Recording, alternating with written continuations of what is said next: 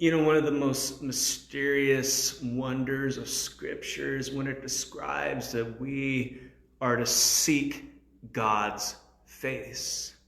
What does that mean? What is God's face? Is it something that we can visibly see right now?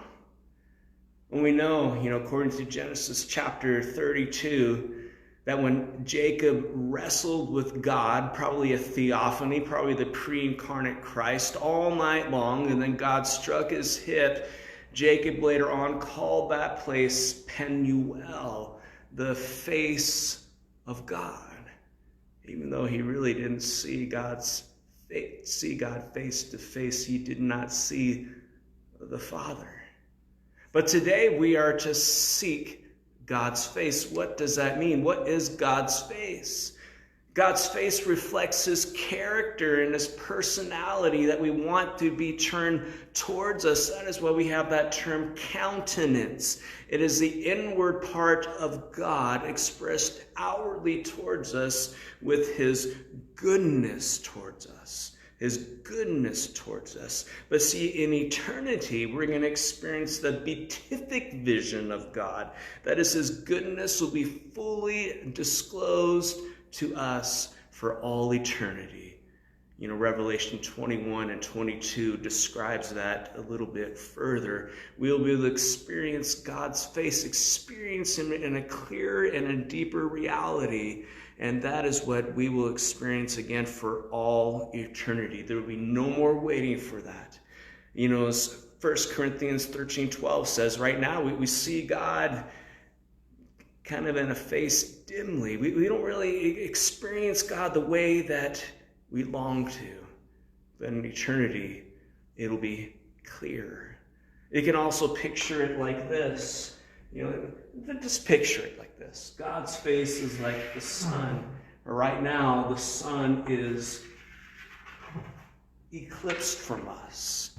But one day, there will be a total uneclipsing of God's face. You'll be uneclipsed. We'll be able to see him. But again, today, we're encouraged to seek God's face. We want to live as obedient in an open life and fellowship with God and be blessed by him. And that's why when we're disobedient, we're to turn from our wicked ways and we're to seek God's face so that we'll be blessed by him once again.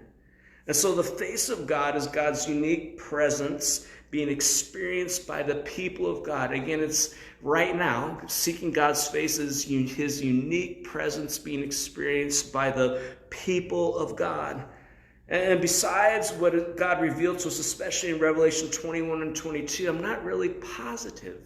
We're not really positive at what it means to see God's face fully and visibly in an unhindered fellowship. But I do know that is going to be the apex and the climax of all eternity. That is what our heart longs for, whether you know it or not, is to be able to see God's face. I mean, his face, his presence is going to light up all eternity. So much so that there's going to be no need of the sun or the moon. It doesn't say that the sun or moon are not going to be there, but the sun is going to be like having the lights on during the day when it's fully bright outside. Imagine seeing God's face. That is going to be truly the tabernacle and the temple of God. But right now, seek God's face.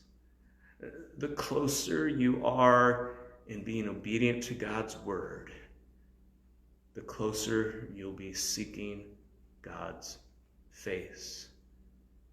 As we know, this likeness equals nearness.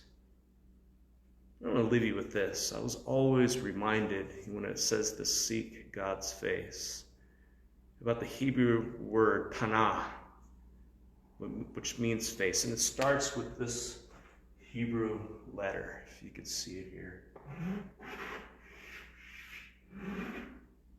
Kind of looks like a face. I know it's kind of opposite of where you're looking, but it also has a dot in the middle of it.